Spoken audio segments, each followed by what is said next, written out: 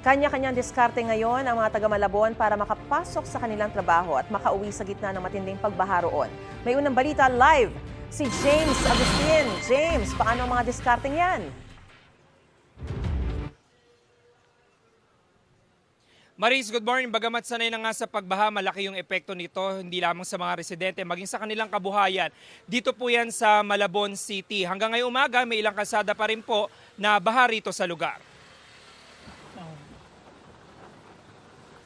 Ilang araw ng baha sa bahaging ito ng Rizal Avenue Extension sa Malabon City.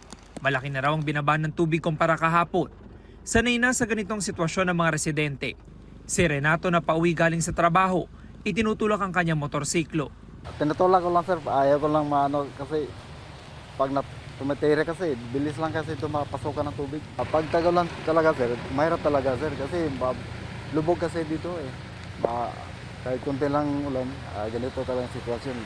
Lalo pag nag-high tide. Galing namang navota si Pamela na inagahan ng pasok sa kanyang trabaho dahil alam niyang lulusong siya sa baha. Pinakamahirap po talaga yung maglalakad ka po kasi wala pong masasakyan. Kasi hindi po talaga kinakaya ng mga jeep po.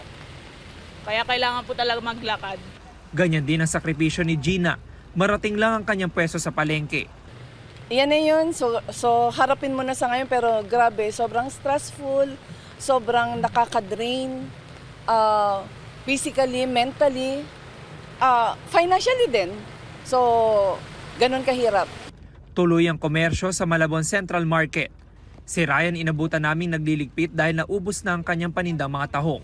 Mahirap kasi yung paa namin puro alipungan na. Yun, laging baha pag umuulan. Lalo kayo may bagyo.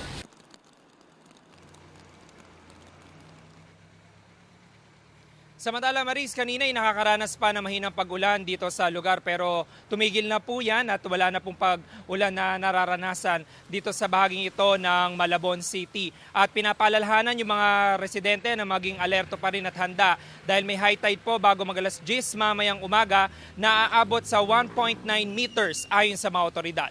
Yan ang unang balita mula rito sa Malabon City. Ako po si James Agustin para sa GMA Integrated News. Gusto mo bang mauna sa mga balita?